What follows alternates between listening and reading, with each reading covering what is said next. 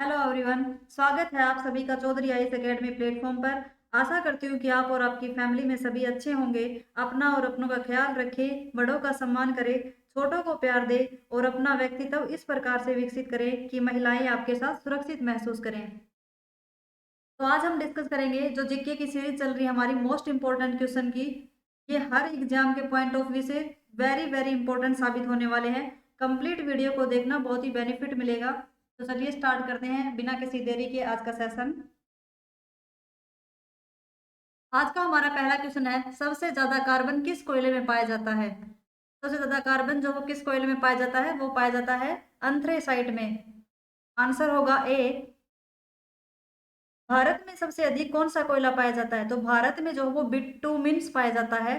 कौन सा पाया जाता है? बिटुमिन्स जो भारत में सर्वाधिक पाया जाता है। लेकिन कार्बन सबसे ज्यादा कौन से कोयले में होता है? वो होता है एंथ्रेसाइट में। पहले नंबर पे होता है एंथ्रेसाइट, दूसरे नंबर पे होता है बिटुमिन्स, तीसरे पे होता है लिग्नाइट और चौथे नंबर पे होता है पिट। पिट जो है वो सबसे खराब होता है और सबसे कम कार्बन पाया जाता है इसमें। और धुएं की मात्रा जो है वो सबसे ज्यादा इसी में पाई जाती है। चलिए अगला क्वेश्चन है हमारा,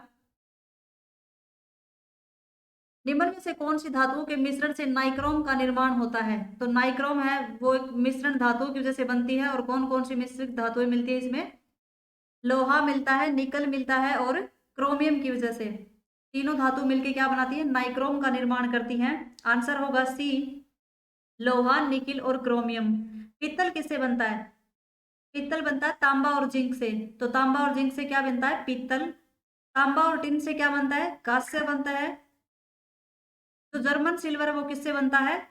तांबा, जस्ता और निकिल से क्या बनता है? जर्मन सिल्वर बनता है। तो आपको ये चारों के चार ऑप्शन जो है अच्छे से ध्यान रखने हैं कि इनकी वजह से जो मिश्रित धातुएं कौन कौन सी बनती हैं। अगला क्वेश्चन है हमारा, निम्न में से कोशिका अंग जंतु कोशिका और पादप कोशिका दोनों में पाया जाता है। तो जो जंतु कोशिका और पादप कोशिका में कौन सी कोशिका अंग पाया जाता है? होता है कोशिका झिल्ली। इसका आंसर होगा डी, कि कोशिका झिल्ली जो होती है वो जंतु कोशिका में और पादप कोशिका में दोनों में पाई जाती है। केवल जंतु कोशिका में कौन सा अंग पाया जाता है? तो वो होता है तारक काय। तारक काय किस में पाया जाता है? केवल जंतु कोशिका में पाया जाता है। और केवल पादप कोशिका में कौन सा पाया जाता है? तो वो कोशिका भित्ति होती है और लवक होते हैं, जो कि केवल पादप कोशिका में पाए जाते हैं। और जंतु कोशिका और पादप कोशिका दोनों में जो पाई जाती है वो कौन सी होती है? कोशिका झिल्ली होती है। कोशिका जो भित्ति होती है वो किसकी बनी होती है? कोशिका भित्ति का जो निर्माण होता है वो सेल्यूलोज से बनी होती है वो। और जो ऊर्जा की मुद्रा मुद्रा होती है वो कौन सी होती है? ऊर्जा की जो मुद्रा होती है वो होती है एटीपी, एडिनोसाइन ट्राइफॉस्फेट होती है। तो आपको ध्यान रखना है, जो कि माइटोकॉन्ड्रिया के द्वारा उत्पन्न होती है। अगला क्वेश्चन है हमारा, मादा एनाफ्लीज मच्छर किस रोग के वाहक है? तो मादा एनाफ्लीज मच्छर किस रोग के वाहक है? वो है मलेरिया के। आंसर होगा बी। मलेरिया किसकी वजह से होता है? प्लाज्मोडियम प्रोटोजोआ की वजह से। किसकी वजह से होता है? प्लाज्मोडियम प्रोटोजोआ की वजह से। तो इससे रिलेटेड और क्वेश्चन है, जो कि डेंगू जो है वो रोग की वाहक का है, मादा एंडीज होता है। डेंगू मच्छर जो है वो किस रोग के वाहक हैं? तो डेंगू जो होता है वो मादा एंडीज मच्छर के होते हैं, जो कि वायरस के द्वारा फैलता है। निंद्रा जो रोग होता है वो किसके द्वारा होता है? वो टसे टसाई फ्लाई के द्वारा होता है। एक होता है कि कोरोना सार्स कोव 2। कोरोना जो वायरस होता है वो क्या करता है? वो हमारे श्वसन तंत्र को प्रभावित करता है। और श्वसन तंत्र की जो इकाई होती है वो क्या होती है? टुनिका या फिर एल्यूवाई होती है। किडनी की इकाई क्या होती है? नेफ्रॉन होती है।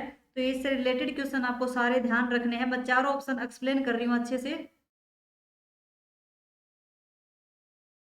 अगला क्वेश्चन हमारा, हंगुल कहाँ पाए जाते हैं? हंगुल जो वो कहाँ पाए जाते हैं? वो पाए जाते हैं जम्मू कश्मीर में। और कौन से राष्ट्रीय उद्यान में पाए जाते हैं? दाचीगाम राष्ट्रीय उद्यान में। आंसर होगा बी, कि हंगुल जो है वो हमारे दाचीगाम राष्ट्रीय उद्यान में पाए जाते हैं। और हंगुल जो क्या है, जो जम्मू कश्मीर है उसका राजकीय पशु क्या है? तो वो हंगुल ही जम्मू कश्मीर का राजकीय पशु है। वाल्मीकि राष्ट्रीय उद्यान कहाँ है? तो वाल्मीकि जो है वो बिहार में है। गिर राष्ट्रीय उद्यान कहाँ है? गिर राष्ट्रीय उद्यान जो गुजरात में है। यहाँ पे एशियाई शेर पाए जाते हैं। क्या पाए जाते हैं? एशियाई शेर जो वो गिर राष्ट्रीय उद्यान में पाए जाते हैं, जो कि गुजरात में है। महात्मा गांधी समुद्री राष्ट्रीय उद्यान कहाँ है? ये है अंडमान निकोबार में। संगाई हिरण कहाँ पाए जाते हैं? संगाई जो हिरण होते हैं वो मणिपुर में पाए जाते हैं, और कौन से राष्ट्रीय उद्यान में? केबुल लेमजाओ राष्ट्रीय उद्यान में पाए जाते हैं, जो कि तैरता हुआ है तो राष्ट्रीय उद्यान है एकमात्र। काजीरंगा जो राष्ट्रीय उद्यान है असम में, वहां पे एक सींग वाले गेंडे पाए जाते हैं। तो आपको ये सारे ध्यान रखने हैं। अगला क्वेश्चन हमारा, निम्न में से किस संस्था के लोगों पर पांडा का चित्रण अंकित है? जो पांडा का चित्रण है वो किस संस्था के लोगों पर है? तो वो है विश्व आर्थिक मंच, जो कि WWF, और उसका मुख्यालय कहाँ है? तो आंसर होगा सी, WWF की जो संस्था है, क्या है वो, उसमें जो लोगो है वो कौन सा है? पांडा का चित्र है उसमें। और WWF का जो मुख्यालय है वो कहाँ है? ग्लैंड स्विट्जरलैंड में है। UNEP क्या होता है? यूनाइटेड नेशन इन्वायरमेंट प्रोग्राम जो है उसका मुख्यालय कहाँ है? तो नैरोबी केन्या में है।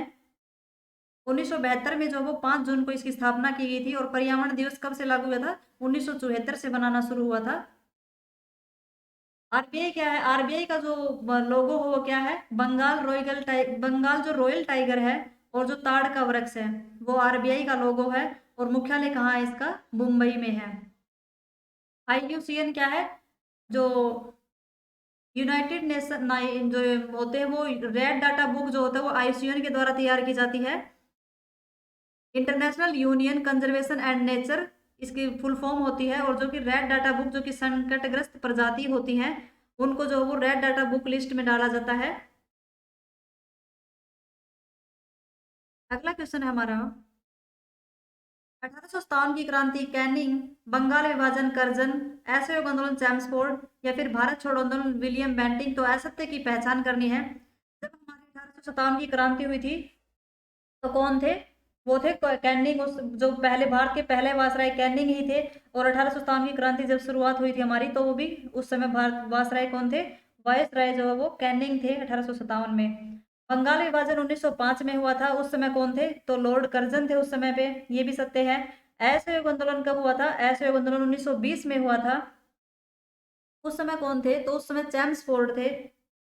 और कौन सा अधिनियम था वो? 1920 का, 1919 में जो है वो मॉन्टेग्यू चेम्सफोर्ड था। तो इसकी वजह से आप ध्यान रख सकते हैं कि 1919 में जो है वो मॉन्टेग्यू चेम्सफोर्ड था। तो असहयोग आंदोलन कब हुआ था? 1920 में। उस टाइम पे कौन थे? तो चेम्सफोर्ड ही थे। भारत छोड़ो आंदोलन कब हुआ था? 1942 में हुआ था, 8 अगस्त 1942 को। उस समय पे हमारे विलियम बेंटिंग नहीं थे, उस समय पे हमारे कौन थे? लिन लिथगो थे। कौन थे? लिन लिथगो।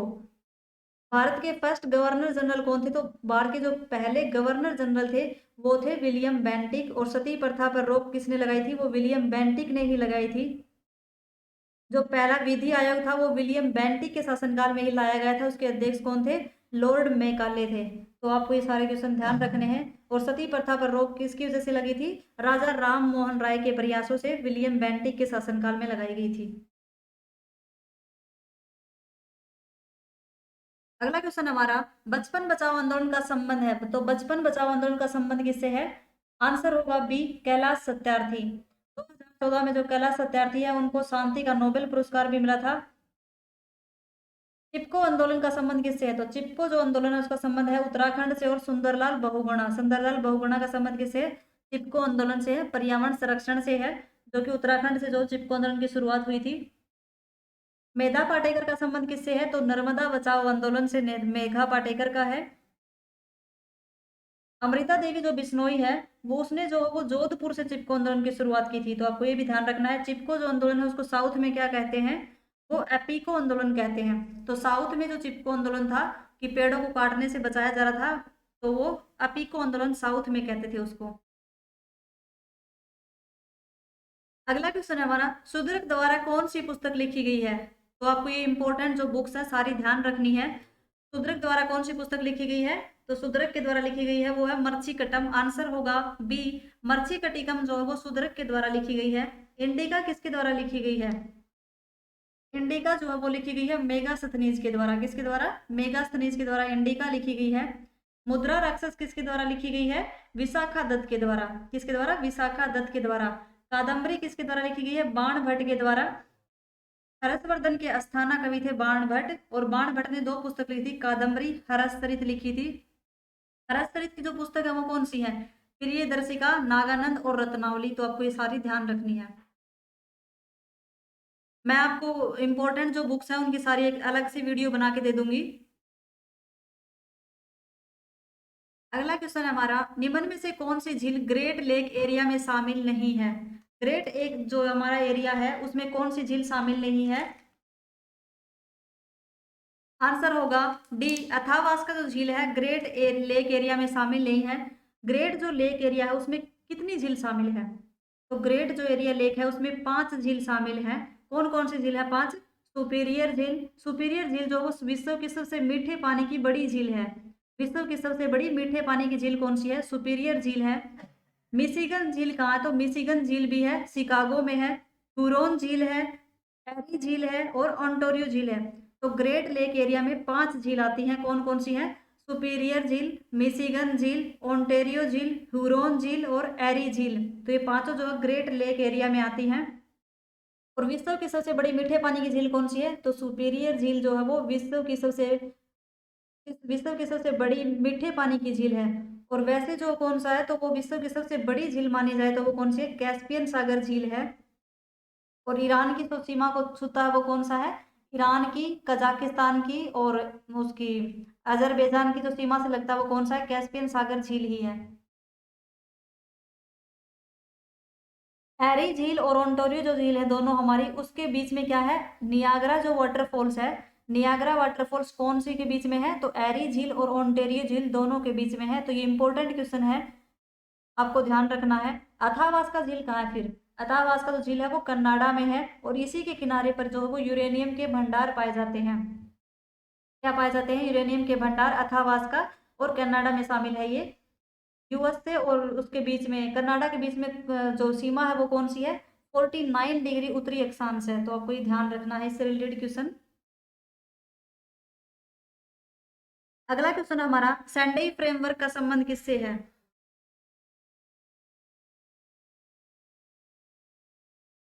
सेंडई जो फ्रेमवर्क है उसका संबंध किससे है? आंसर होगा सी, आपदा प्रबंधन से। आपदा प्रबंधन से है। और एनडीआरएफ इसका जो एक डिजास्टर मैनेजमेंट जो है वो उसके द्वारा एनडीआरएफ की शुरुआत की थी 2005 के अधिनियम के थ्रू। और लागू कब से हुआ था? 19 जनवरी 2006 में। और एनडीआरएफ के अध्यक्ष कौन है? तो वो है अतुल करवाल है। और ये आपदा प्रबंधन से ही संबंधित है। इसका मुख्यालय कहाँ है? तो वो है जापान से शुरुआत की गई थी आपदा प्रबंधन सेंडई फ्रेमवर्क की। ओजोन परत संरक्षण से कौन सा है? तो ओजोन जो मॉन्ट्रियल प्रोटोकॉल है वो ओजोन परत के संरक्षण के लिए है। 16 सितंबर 1987 को जो है वो इसकी शुरुआत की गई थी। ग्रीन हाउस गैस से संबंधित कौन सा है? तो वो है क्योटो प्रोटोकॉल, और उसकी शुरुआत 1997 से शुरू हुई थी। जैव विविधता से संबंधित कौन से है? तो जैव विविधता जो है वो 22 मई को बनाया जाता है जैव विविधता दिवस। और उससे संबंधित जो वो नायोगा होता है या फिर क्रोटोजोना जो प्रोटोकॉल होते हैं, वो दोनों ही जैव विविधता से संबंधित हैं। जैव विविधता के लिए एक घोषणा पत्र भी जारी किया गया था, वो कौन सा था?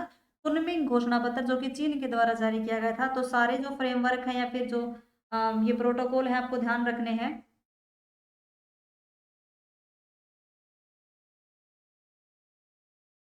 अगला क्वेश्चन हमारा, अंतरराष्ट्रीय क्रिकेट काउंसिल का मुख्यालय कहाँ है?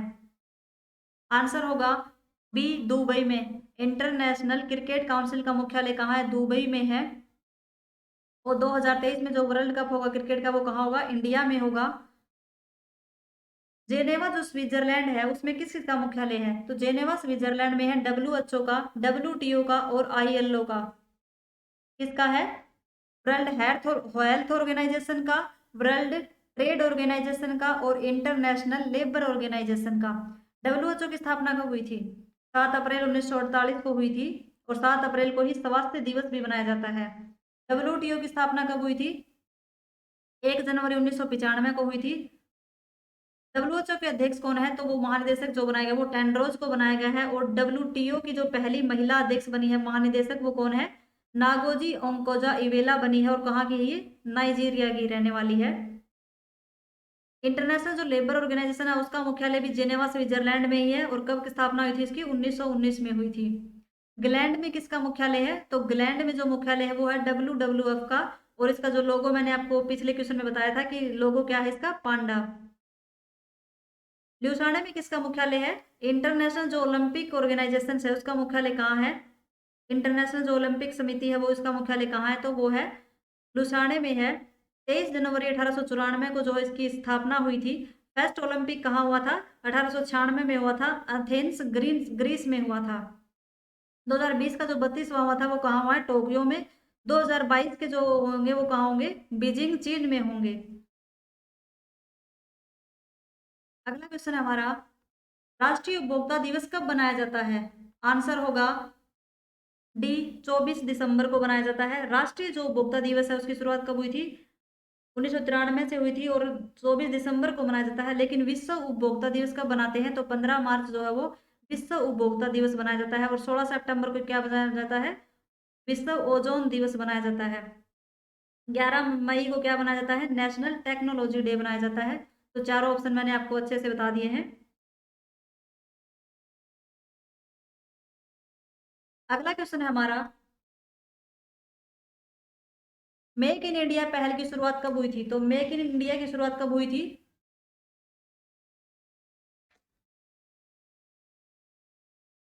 आंसर होगा 25 सितंबर 2014 को। कब की गई थी? 25 सितंबर 2014 को जो वो इसकी शुरुआत की गई थी, मेक इन इंडिया पहल की शुरुआत की गई थी। किस लिए की गई थी? जो भारत को आत्मनिर्भर बनाने के लिए और उद्योग और द्वितीय क्षेत्रों के विकास के लिए जो मेक इन इंडिया पहल की शुरुआत की गई थी। और इस दिन 25 सितंबर को क्या बनाया जाता है? अंत्योदय दिवस बनाया जाता है। दीनदयाल उपाध्याय के जन्म दिवस पर बनाया जाता है।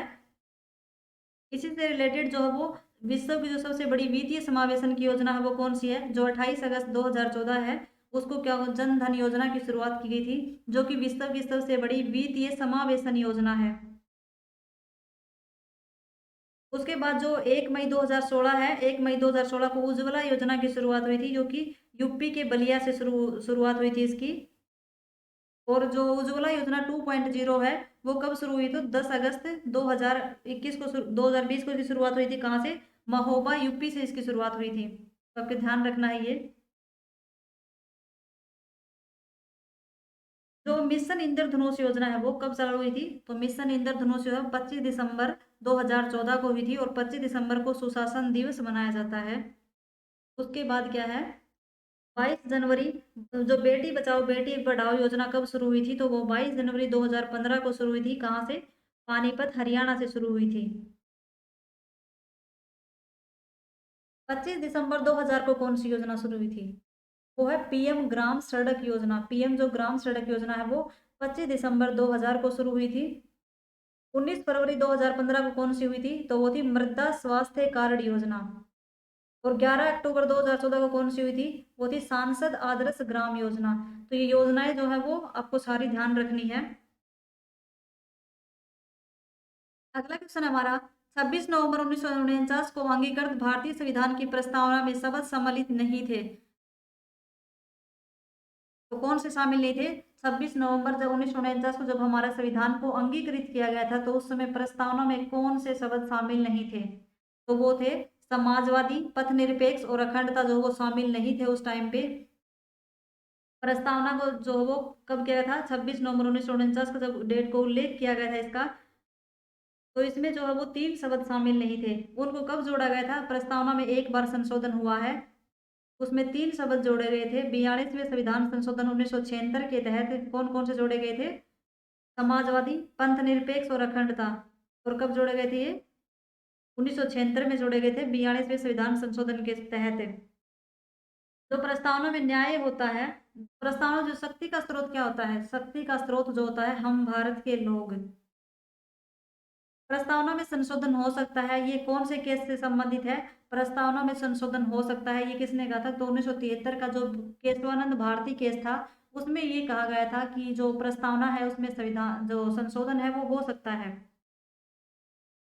न्याय कौन कितने प्रकार के होते हैं? प्रस्तावना में जो 3 प्रकार के न्याय होते हैं, कौन कौन से होते हैं? सामाजिक, आर्थिक और राजनीतिक। तो ये न्याय हैं 3 प्रकार के।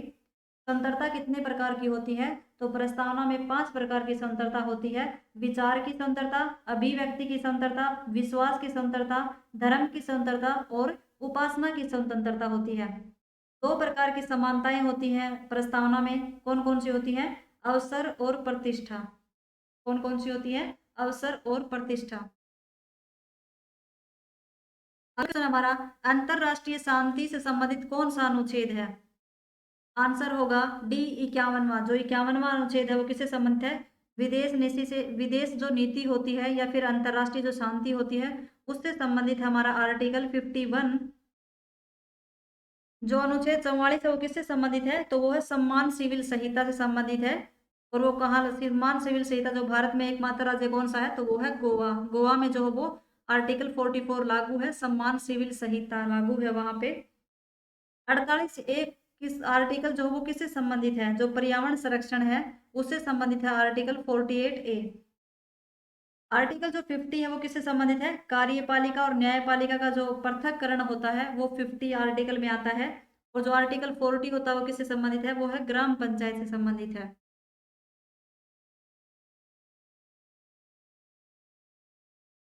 खालिस्तान को विधानसभा का स्त्रावसन करने की शक्ति होती है। तो विधानसभा का जो स्त्रावासन करता है या सत्र को स्टार्ट करता है या जो सत्र होता है उसको खत्म करता है, तो विधानसभा के होते हैं, वो किसकी शक्ति होती है इसमें?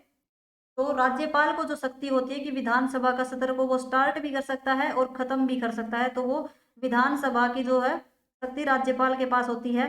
और जो संसद में होती है, जो सत्र सत्र को स्टार्ट करना और खत्म करने की अनुमति किसके पास होती है? वो राष्ट्रपति के पास होती है। आशा करती हूँ कि आज का सेशन आप लोगों को पसंद आया होगा। पसंद आया तो लाइक शेयर एंड सब्सक्राइब करें और अपने साथियों के साथ शेयर करें। धन्यवाद।